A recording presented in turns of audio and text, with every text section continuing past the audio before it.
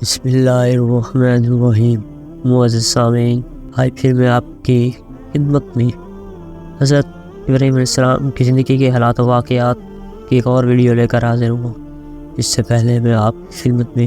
2 videos پیش کر چکا ہوں، جس میں حضرت ابراہیم علیہ السلام کی پیدائش کیسے ہوئی، اس کے بعد پھر انہوں نے جب بتوں کو توڑا کا نمرود سے کیا مکالمہ ہوا۔ آج میں آپ کو اس ویڈیو میں یہ بتاؤں گا کہ حضرت ابراہیم علیہ السلام نے نمرود اور اس کی قوم سے کیا کہا، اور انہوں نے آپ پر کیا دباؤ ڈالا اور آپ کیا سزا سنائی، اور یہ سزا کس طرح سے دی گئی۔ بوجہ شرمندگی کے ساری قوم نے اپنے اپنے سر نیچے کر لیے اور اسی حالت میں کہنے لگے کہ اے ابراہیم، یہ تو تم اچھی طرح جانتے ہو کہ یہ نہیں بولتے۔ پھر حضرت ابراہیم علیہ السلام نے اپنی ساری قوم کا مایوسانہ جواب سنا اور یہ خیال کیا کہ سب کے سب لاجواب ہو گئے ہیں۔ حضرت ابراہیم علیہ السلام نے اپنی قوم کو مخاطب کرتے ہوئے فرمایا، اللہ نے مجھ کو یہ حکم دیا ہے کہ تم اپنی قوم سے کہہ دو کہ پھر تم ایسی چیزوں کو اپنا معبود بناتے ہو سوائے خداوند قدوس کے، جو تمہارا کچھ بھی بھلا برا نہ کر سکے۔ میں تو اس معبود سے بالکل بیزار ہوں اور تم سے بھی کہ تم لوگ کچھ بھی نہیں سمجھ سکتے، کیونکہ جن پتھروں کو تم نے اپنا معبود بنا رکھا ہے وہ تو تمہارے خود تراشیدہ ہیں، اس لحاظ سے تم خود ان کے خالق ہو۔ حضرت ابراہیم علیہ السلام نے کہا، اے قوم، اگر تم کو عقل ہے تو اس ہستی کی عبادت کرو کہ جس نے تم کو پیدا کیا، اور یہ پتھروں کی بت پرستی چھوڑ دو۔ یہ کام بالکل فضول اور عبث ہے، اور تم کو ساری عمر عبادت کرنے کے باوجود کوئی نفع نہیں پہنچے گا۔ جب ان کافروں سے کوئی دلیل نہ بن سکی اور ہر بات میں وہ ناکام ہو گئے اور لاجواب رہے، تو مجبوراً ان کے سرداروں نے حضرت ابراہیم علیہ السلام کو مار ڈالنے کی تجویز دربار نمرود میں پیش کر دی تاکہ وہ اتفاق رائے سے منظور ہو جائے، اور جو کا بادشاہ نمرود بھی حضرت ابراہیم علیہ السلام اور بے باکی اور صحیح جواب سے عاجز آ چکا تھا، لہٰذا اس نے ان سرداروں کی تجویز کو عملی جامہ پہنانے کے واسطے دوسری مجلس طلب کر لی، جس میں یہ طے پایا کہ حضرت ابراہیم علیہ السلام کو کس طریقے سے مارا جائے تاکہ ہمیں آئے دن کی شرمندگی اور ندامت سے نجات حاصل ہو۔ کچھ ہی دن گزرے تھے کہ بادشاہ نمرود کی طرف سے قوم کے سرداروں کی طلبی ہو گئی، اور اس میں بہت عجلت کے ساتھ اس تجویز پر جو کہ حضرت ابراہیم علیہ السلام کے مار ڈالنے کے متعلق طے کی گئی تھی، اس کو کس طرح عملی جامہ پہنایا جائے، ہر سردار نے اپنی اپنی آراء دربار بادشاہی میں پیش کی، اور تمام قوم کے سرداروں نے ہر تجویز پر نہایتی غور و خوض کے بعد اس بات پر غور و خوض کیا، لیکن ابھی اس صحیح نتیجے پر نہ پہنچ سکے تھے کہ ایک بہت ہی معمر اور ضعیف العمر سردار نے ایک تجویز پیش کی کہ ایسے مجرم کو عام لوگوں کے سامنے سزا دی جائے تاکہ قوم کا کوئی دوسرا فرد اس قسم کی کوئی حرکت نہ کر سکے۔ اس نے کہا، بے سمجھ میں تو یہ آتا ہے کہ ساری قوم لکڑیاں اکٹھا کرے اور بہت بڑے میدان میں جمع کی جائے، اور ہر شخص اس کام کو اپنا قومی فرض سمجھے اور تھوڑی تھوڑی محنت و مشقت اٹھا کر لکڑیاں جنگل سے لا کر اس میدان میں رکھ دے جہاں اکٹھی کی جائیں، اور جب کافی تعداد میں لکڑیاں اکٹھی ہو جائیں تو لکڑیوں میں آگ لگا دی جائے۔ جب آگ اپنے شباب پر ہو اور شدید شعلہ مارتی ہو تو اسی وقت اس نوجوان کو کسی بلند جگہ سے بذریعہ منجنیق اس میں پھینک دیا جائے تاکہ پھر یہ نہ نکل سکے، اور تمام قوم کو عبرت حاصل ہو۔ ساری قوم اس ضعیف العمر شخص کی بات پر متفق ہو، اور حضرت ابراہیم علیہ السلام کے واسطے انہوں نے یہی علاج سوچا، اور ساری قوم نے بیک آواز کہا کہ اس نوجوان کو شعلہ مارتی ہوئی آگ میں جلاؤ اور اپنے اپنے معبودوں کی مدد کرو۔ اگر تم یہ چاہتے ہو کہ ہم اپنے معبودوں کو بچائیں تو پھر صرف یہی ایک تدبیر ہے کہ چلو جنگل چلیں اور وہاں سے حتی المقدور لکڑیاں لائیں تاکہ لکڑیاں کافی تعداد میں جمع ہو جائیں اور جو تجویز پاس کی گئی ہے وہ پایہ تکمیل تک پہنچے۔ پھر وہ آپس میں کہنے لگے قول تعالی، اللہ تعالیٰ نے فرمایا، کہا انہوں نے کہ بناؤ اس کے واسطے ایک عمارت، یعنی 4 دیواریں اٹھاؤ پختہ چاروں طرف سے، پھر ڈالو اس کو اس آگ کے ڈھیر میں۔ بس نمرود نے اس 4 دیواریں بنانے کا حکم فوری جاری کر دیا، اور اس کی پیمائش کا اندازہ بھی ان بنانے والے کاریگروں کو دے دیا تاکہ پیمائش کے مطابق بنایا جائے۔ اور وہ 4 دیواری کی عمارت ایسی بناؤ کہ اس کا احاطہ 12 کوس کا ہو اور اونچائی اس کی 100 گز کی ہو۔ بس ایک دیوار اسی کے مطابق تیار ہوئی۔ بعد نمرود نے حکم کی دیا کہ سارے ملکوں میں منادی کرا دی جائے کہ ملک بھر میں جتنے ہمارے دوست ہیں لکڑیاں کاٹ کر یہاں لا کر جمع کریں۔ بادشاہ نمرود کے اس حکم کو پاتے ہیں ہر شخص نے اپنے حوصلے کے مطابق لکڑیاں لا کر اس دیوار کے اندر چاروں طرف جمع کی۔ پھر جب اس میں آگ لگا دی گئی تو شعلہ اس قدر اونچا ہوا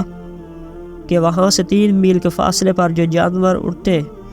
تو اس کی تپش سے جل بن کر خاک ہو جاتے۔ اس میں سب کافر متردد ہوئے کہ ابراہیم کو کیوں کر اس آگ میں ڈالیں۔ اتنے میں ابلیس نے آ کر کافروں کو حکمت بتائی اور بولا، ایک اونچی جگہ تم سب مل کر بناؤ۔ انہوں نے منجنیق کے کاریگروں کو بلایا اور ان کاریگروں نے منجنیق کی تیاری کی۔ اس منجنیق کو اردو زبان میں گوپن بھی کہتے ہیں، اور اس سے پہلے کبھی کسی نے یہ منجنیق نہیں بنائی تھی، بلکہ کسی نے دیکھی بھی نہ تھی۔ اور یہ چیز ابلیس نے دوزخ میں دیکھی تھی، اور یہ خاص طریقہ دوزخی کے واسطے اللہ تعالیٰ نے رکھا ہے، کیونکہ جب دوزخی کو دوزخ میں ڈالا جائے گا تو اسی منجنیق میں رکھ کر ڈالا جائے گا۔ جب حضرت ابراہیم علیہ السلام کو اس منجنیق میں رکھ کر اس شعلہ مارتی ہوئی آگ میں ڈالا گیا اور اس ملعون منجنیق کو درست کر کے جب ٹھیک ٹھاک کیا تو اسی وقت درگاہ الہی سے آواز آئی، اے جبرائیل، آسمان کے سب دروازے کھول دو تاکہ سب فرشتے خلیل اللہ کو دیکھیں کہ دشمن کے ہاتھ میں نے دیا ہے، اور میں یہ دیکھنا چاہتا ہوں کہ دشمن خلیل اللہ کس طرح جلاتے ہیں۔ حضرت جبرائیل علیہ السلام نے اللہ تعالیٰ کے حکم سے آسمان کے سب دروازے کھول دیے۔ تب تمام ملائکہ یہ حال دیکھ کر سجدے میں آ گئے اور کہنے لگے، یا الہی، اس میدان میں ایک ہی مرد ہے تیری عبادت کرتا اور ہر وقت تیرا نام زبان پر جاری رکھتا ہے۔ اس کو دشمن کے ہاتھ میں ڈالا ہے اور وہ اس کو آگ میں جلاتے ہیں۔ اس وقت باری تعالیٰ کا حکم ہوا، اے فرشتوں، تم اگر چاہتے ہو تو اس کو امان دو۔ ابلیس نے گوپن کو درست کر کے 4 سوریاں اس میں لگائیں۔ وزیر نے نمرود کو کہا، پیرہن اپنا اس کو پہناؤ، کیونکہ اگر وہ نہ جلے گا تو لوگ کہیں گے ابراہیم پیرہن کی برکت سے نہ جلا۔ یہ صلاح ٹھہرا کر پیرہن نمرود مردود کا حضرت ابراہیم علیہ السلام کو پہنا دیا اور ہاتھ پاؤں باندھ کر گوپن میں رکھ کر 400 آدمیوں نے مل کر یکے بارگی زور کیا اگر منجنیق اپنی جگہ سے نہ ہلی۔ اور ابراہیم علیہ السلام کے باپ آزر نے بھی آ کر کہا کہ مجھے بھی ایک رسی دو، اس کو میں بھی کھینچوں، اگرچہ وہ میرا فرزند ہے لیکن ہمارے دین کا مخالف ہے، اور ایک رسی پکڑ کر کھینچنے لگا۔ حضرت ابراہیم علیہ السلام نے جب اپنی باپ کو منجنیق کھینچے دیکھا تو کہا، یا الہی، میرا باپ بھی میرا دشمن ہے، اے میرے خدا، میں آج سب سے بیگانہ ہوں، سوائے تیرے مجھے کوئی پناہ دینے والا نہیں۔ بس 4000 آدمی مل کر اس گوپن کو کھینچتے تھے۔ اس میں ابلیس نجس ایک مرد پیر کی صورت بن کر ان کے پاس آیا اور کہا، اگر تمام آدمی مشرق اور مغرب کی منجیق کو کھینچیں گے تو بھی ہرگز منجیق کو نہ اٹھا سکیں گے۔ تب ان لوگوں نے کہا، آخر پھر کیا ہوگا؟ شیطان نے کہا، تم کو ایک رخ بتائے دیتا ہوں، تم اگر اس کو عمل میں لاؤ گے تو البتہ اس کو گوپن سے اٹھا کر آگ میں ڈال سکو گے، چاہے کہ اول کچھ لوگ ذبح کریں، اس کے بعد پھر منجیق کو اٹھائیں تو آسان ہوگا۔ بس اس قوم سے 40 مرد عورتوں نے آپس میں مل کر صدق کیا۔ اس وقت فرشتے اس حرکت کبھی سے نفرت کر کے چلے گئے، اور شیطان نے بھی انہی کے ساتھ گناہ کر کے منجیق کو پکڑ کر کھینچا۔ تب کافروں نے حضرت ابراہیم علیہ السلام کو اٹھا کر مولع آتش میں ڈال دیا۔ اسی وقت فرشتے آسمانوں سے یہ حال دیکھ کر سجدے میں گر پڑے اور بولے، یا رب، تیرے خلیل کو کافروں نے آگ میں ڈالا ہے۔ حضرت جبرائیل علیہ السلام 70,000 فرشتوں کو ساتھ لے کر ان کے پاس پہنچے اور کہا اے ابراہیم اگر تو چاہتا ہے تو میں ایک پر ماروں اور دریائے محیط میں ڈال دوں۔ حضرت ابراہیم علیہ السلام نے حضرت جبرائیل علیہ السلام سے کہا اے جبرائیل یہ بات خدا تعالیٰ نے فرمائی ہے یا نہیں جو آپ مجھ سے کہہ رہے ہیں؟ اور جبرائیل جو خالق برحق نے فرمایا ہے تو تم کرو کیونکہ میں اسی خوشی میں ہوں جس میں میرا رب خوش ہے۔ یہ بات سن کر جبرائیل نے کہا اے حضرت ابراہیم خلیل اللہ آپ کا کیا مطلب ہے؟ فرمایا کچھ مطلب ہے ضرور لیکن تم سے نہیں، کوئی حاجت میری ہے تو اس رب العالمین سے ہے جس کا سارا عالم محتاج ہے۔ حضرت ابراہیم علیہ السلام جب آگ میں جا گرے اور جامع ناپاک نمرود مردود کا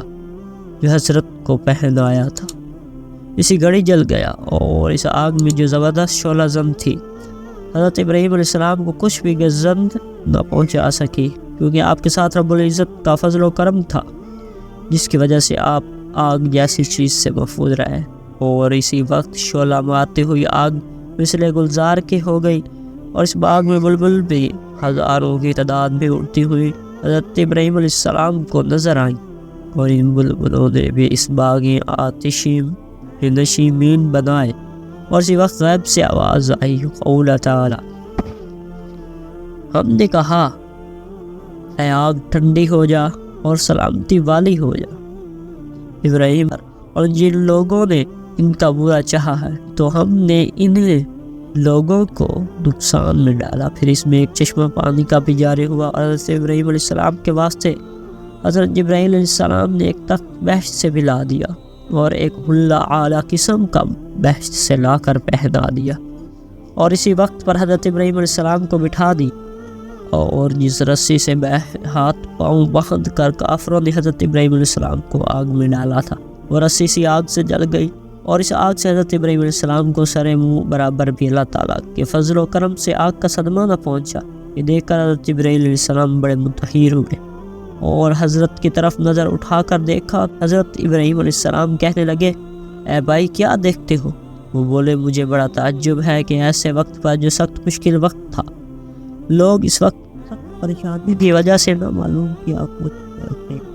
لیکن تم بفضل خدا ثابت قدم رہے اور اپنے پائے استقامت میں ذرا بھی لغزش نہ آنے دی اور مجھے اس وقت اللہ تعالیٰ کی قدرت پر تعجب آیا اور آپ کا صبر بھی عجیب صبر رہا کہ ایسے اہم مقام میں آپ نے سوائے خداوند کریم کے کسی سے کوئی بھی حاجت طلب نہ کی